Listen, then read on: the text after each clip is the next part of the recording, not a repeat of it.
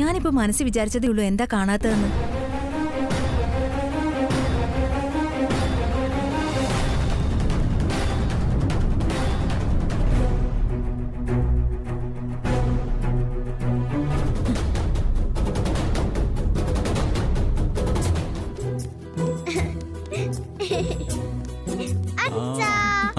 മക്കള് വാ.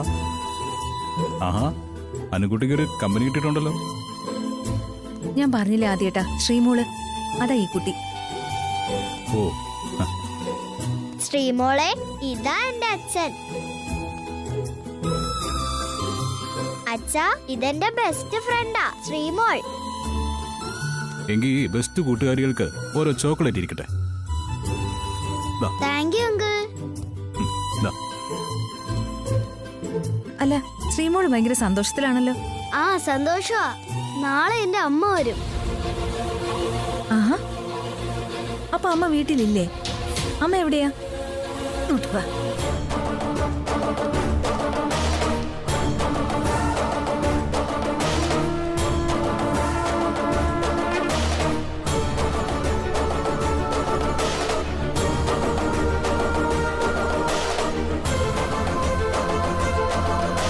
അവരെന്താ ആദ്യേട്ടാ ഇങ്ങനെ പെരുമാറിയത്? ആ, അവരുടെ മനസ്സിലെ വികാര വിചാരങ്ങൾ എന്താണെന്ന് നമുക്കറിയില്ലല്ലോ. പോവാ. നീ വരുന്നില്ലേ? വാ.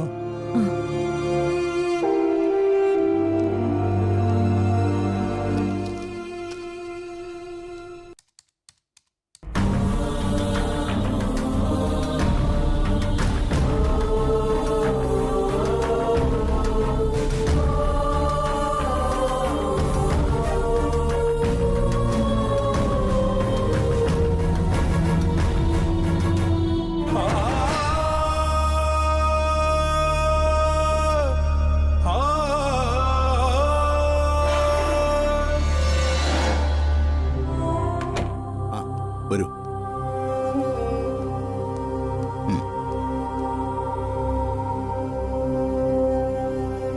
അങ്ങനെ ജീവിതത്തിൽ അനുഭവിക്കേണ്ട കഷ്ടകാലം കഴിഞ്ഞു അല്ലേ? കഷ്ടകാലം കഴിഞ്ഞൂന്ന് പൂർണ്ണമായും വിശ്വസിക്കാമോ സർ? വിശ്വസിക്കാം. പോസിറ്റീവായി ചിന്തിക്കണം.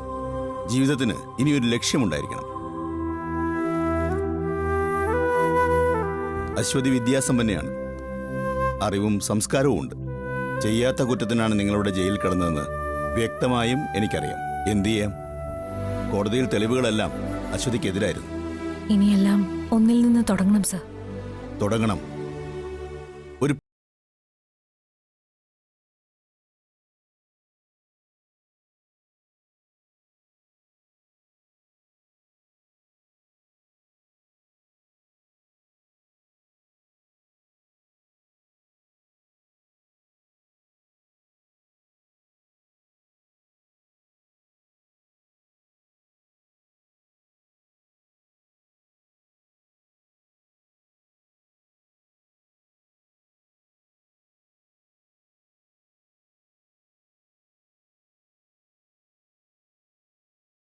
പ്രൊസീജിയറൊക്കെ ജൂനിയർ സൂപ്രണ്ടിന്റെ അടുത്ത് കഴിഞ്ഞല്ലേ? അതെ സർ. ആ, ഡ്രസ്സും കുറച്ച് പൈസയൊക്കെ തന്നു സർ. ഓക്കെ, അപ്പോൾ ഇനി അശ്വതിക്ക് പോവാം. Thank you sir. അശ്വതിക്ക് എന്റെ എല്ലാവിധ ആശംസകളും. സർ,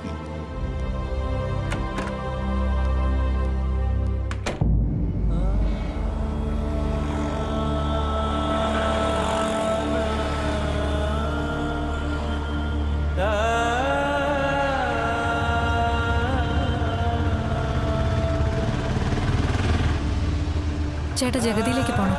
ശരി.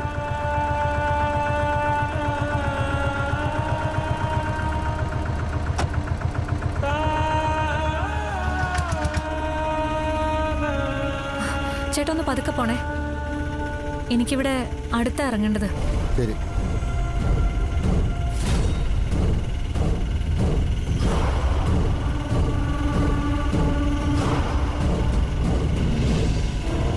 ചേട്ടാ ഇവിടെ ഒന്ന് നിർത്തണേ.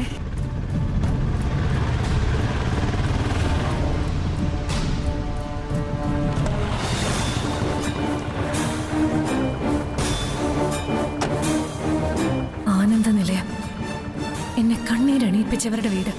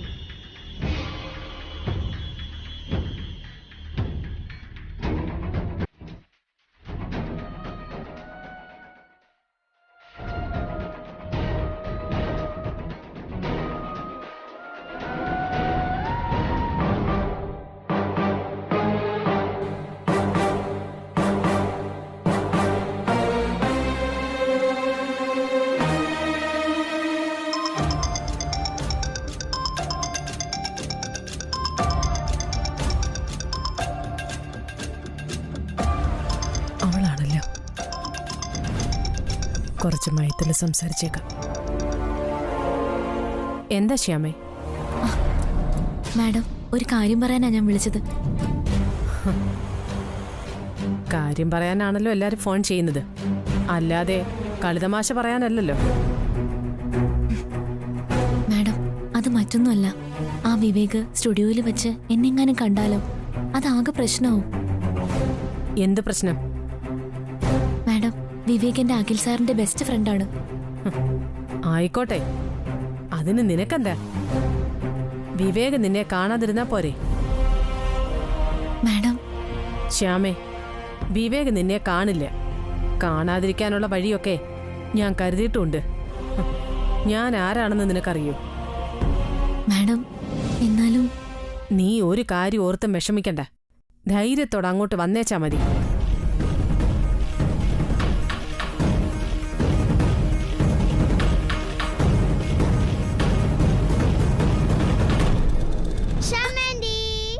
എന്താ മോളെ ഇത്? പേടിപ്പിച്ചു കളഞ്ഞല്ലോ. ഓർക്കപ്പുറത്ത് വന്നാണോ മനുഷ്യനെ പേടിപ്പിക്കുന്നത്? എന്താ എന്തു പറ്റി? എന്താ മോളെ? ശ്യാമാൻറ്റി എന്നെ വഴക്ക് പറഞ്ഞമ്മേ. എന്തു പറ്റി ശ്യാമേ? അത് ഏട്ടത്തി, ഞാനെന്തോ ആലോചിച്ചുകൊണ്ട് നിന്നപ്പോ അനുക്കുട്ടി ഓർക്കപ്പുറത്ത് വന്ന് കെട്ടിപ്പിടിച്ചപ്പോ ഇടിച്ചുപോയി. അതാ. എന്നാലും ആരോടും ദേഷ്യപ്പെടാത്ത നീ മോളോട് എന്തിനാ? നിനക്കെന്തോ പറ്റിയിട്ടുണ്ട്. എന്താ നിന്റെ പ്രശ്നം? ഒന്നുമില്ല ഏട്ടത്തി. മോളെ, കരയല്ലേ? ശ്യാമാന്റെ അറിയാതെ പറഞ്ഞതാ കേട്ടോ. പോട്ടെ, വാ പോ.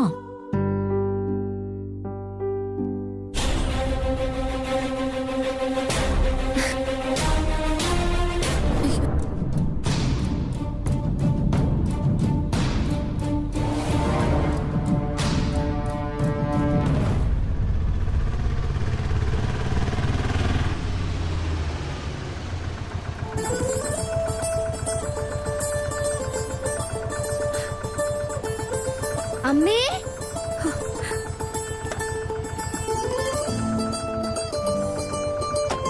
എത്രയാ ചേട്ടാ? 100. ദാ.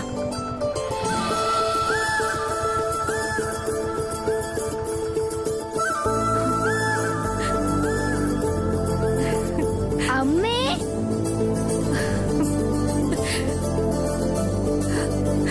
മോളെ, അമ്മേ, അമ്മേ. മോളെ, കരയാതമ്മേ. ഞാൻ എന്തായാലും ശിക്ഷ കഴിഞ്ഞ് വന്നില്ലേ? എന്നാലും എന്റെ മോളെ, ഇത്രയും നാളും ഒരു തെറ്റും ചെയ്യാതെ നീ ജയിലിൽ കിടന്നില്ലേ? കുറ്റം ചെയ്തവര് മാത്രമാണോ അമ്മേ ശിക്ഷ അനുഭവിച്ച് ജയിലിൽ കിടക്കുന്നത്? മോളെ, അവിടെ കിടക്കുന്ന പലരും നിരപരാധികളാ. എന്നാലും മോളെ, ഇതെന്റെ വിധിയാണമ്മേ. ഞാൻ അനുഭവിക്കാനുള്ളതൊക്കെ ഞാൻ തന്നെ അനുഭവിച്ചല്ലേ പറ്റൂ. ഇത് ചതിയുടെയും വഞ്ചനയുടെയും ലോകമാണമ്മേ. പലരും ഒരുക്കിയ ചതിക്കുഴിയിൽ ഞാൻ ചെന്ന് കാൽ തെറ്റി വീണു. ഒന്നിനും പകരം വീട്ടാനില്ല ഞാൻ. എനിക്കെന്റെ കുഞ്ഞിനെ വളർത്തണം. എല്ലാം മറക്കാൻ ശ്രമിക്കണമേ ഞാൻ. ഒന്നും ഇനി എന്നെ ഓർമ്മിപ്പിക്കരുത്. മോള് വാ.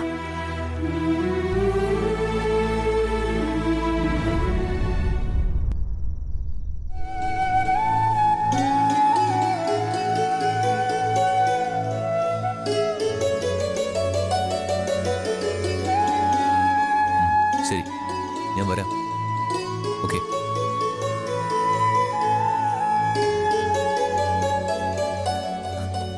ശ്യാമേ, താൻ അറിയും എൻ്റെ ഒരു ഫ്രണ്ട് തരുണിനെ. അവന്റെ സിസ്റ്ററിന്റെ മാരേജാ നാളെ. കല്യാണത്തിന് അവൻ നമ്മളെ പ്രത്യേകം ക്ഷണിച്ചതായിരുന്നു. ഞാനത് തന്നോട് പറയാൻ മറന്നുപോയി. ഇപ്പൊ അവൻ പിന്നെയും വിളിച്ച് ഓർമ്മിപ്പിച്ചു. നമുക്ക് നാളെ ആ മാരേജ് ഫംഗ്ഷന് പോണം. അയ്യോ അയ്യോ സർ, എന്നെ ഒഴിവാക്കണം. എനിക്ക് വരാൻ പറ്റില്ല. വരാൻ പറ്റില്ലെന്നോ? അതെന്താ? അത് തന്നോട് ചോദിച്ചത് കേട്ടില്ലേ? വരാൻ പറ്റാത്തത് എന്തുകൊണ്ടാണെന്ന്.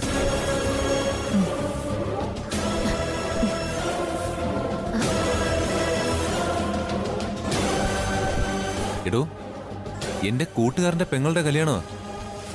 അവൻ എന്നെയും എന്റെ ഭാര്യയുമാണ് ക്ഷണിച്ചിരിക്കുന്നത്. താൻ എന്റെ കൂടെ വരണം. നമുക്ക് പോയേ പറ്റൂ. സാർ എന്നെ നിർബന്ധിക്കരുത്. ഞാൻ വരുന്നില്ല. അതെന്തുകൊണ്ടാണെന്നാ ഞാൻ ചോദിക്കുന്നത്. എന്തുകൊണ്ട് വരാൻ പറ്റുന്നില്ല? തന്റെ ഭർത്താവെന്ന നിലയ്ക്ക് ഞാനതറിയണ്ടേ? അത് തുറന്നു പറയാനുള്ള ബാധ്യത തനിക്കില്ലേ?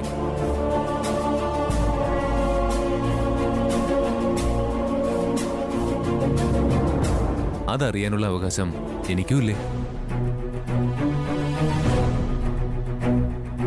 എന്താടോ, തനിക്ക് ഞാൻ ചോദിച്ചതിന് ഉത്തരവില്ലേ?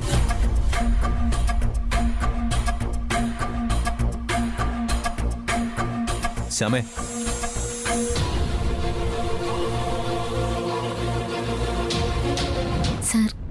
സാർ എന്നോടത് ചോദിക്കരുത്. എനിക്ക് പറയാൻ പറ്റാത്ത സാഹചര്യമാണ്. ആ സാഹചര്യം എന്താണെന്നാണ് എനിക്ക് അറിയേണ്ടത്. അത് പരസ്പരം അറിഞ്ഞില്ലെങ്കിൽ ഈ മാരേജ് ലൈഫിനൊക്കെ എന്താ അർത്ഥം? ഞാനും താനും തമ്മിലുള്ള ഹൃദയബന്ധത്തിന് എന്ത് വിലയുള്ളത്?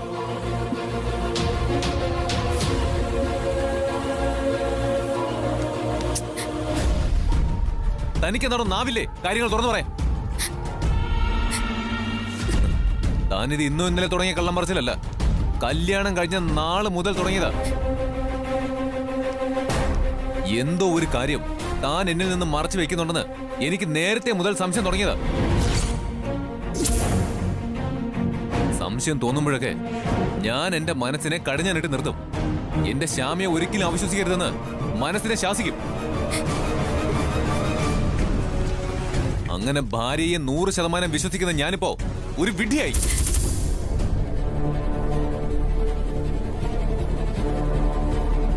എന്താ താൻ തുറന്നു പറയാൻ മടിക്കുന്നത്? എന്താ ഇത്രയേറെ തന്റെ മനസ്സിന് അലട്ടുന്ന പ്രശ്നം? ടെൻഷനുള്ള കാര്യമാണെങ്കിൽ അത് തനിക്ക് ഏറ്റവും പ്രിയപ്പെട്ട ആളായ എന്നോട് തുറന്നു പറ. അത് അങ്ങനെ പരിഹരിക്കല്ലേ വേണ്ടത്? അല്ലേ? അങ്ങനല്ലേ വേണ്ടത്?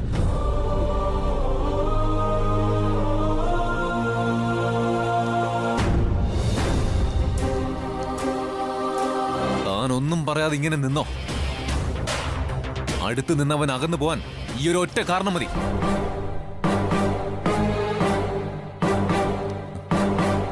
ഇനി ഒരു അകൽച്ചയൊന്നും എനിക്ക് താങ്ങാൻ വയ്യ ശ്യാമേ.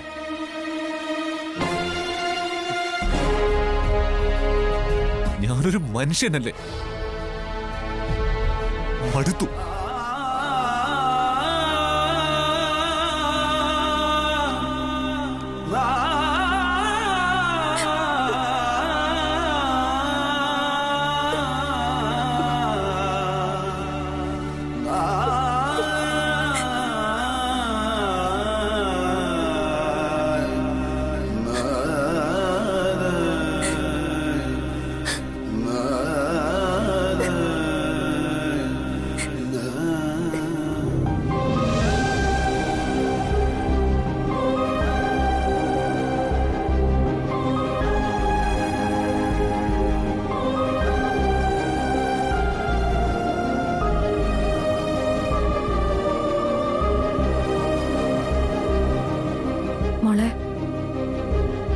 ഉറങ്ങിക്കോ.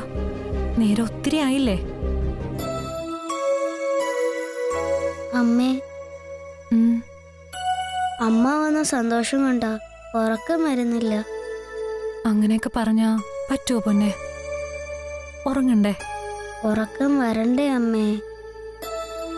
കഥ പറഞ്ഞു തരണോ? വേണ്ട. ഉറങ്ങാൻ പാട്ട് പാടി തന്നാലോ? അതും വേണ്ട. എന്ന് എന്റെ പൊന്ന് ഉറങ്ങിക്കോ. അമ്മേ, എന്താ മോളെ? അമ്മ ഇത്ര നാൾ എവിടെയായിരുന്നു?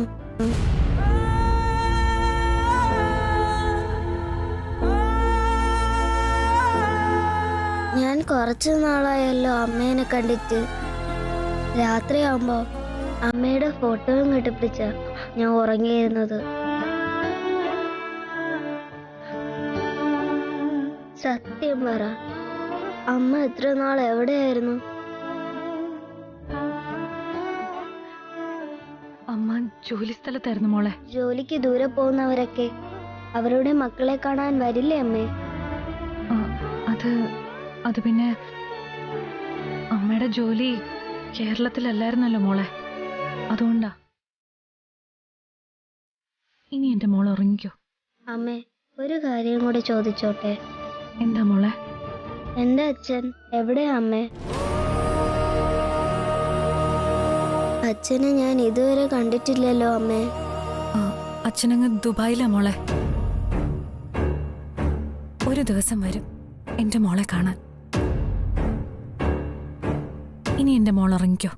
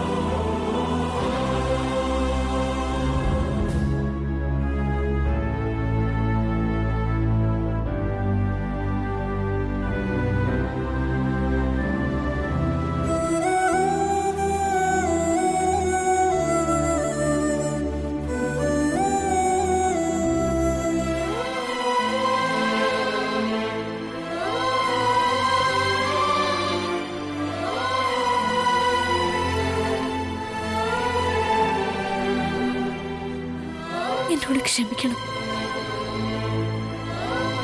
സാറിന്റെ ദൈവമാണ്. ഒരു കള്ളം ഞാൻ സാറിനോട് പറഞ്ഞിട്ടുണ്ട്. നിർവാഹമില്ലാതെ പറഞ്ഞു പോകുന്നതാ.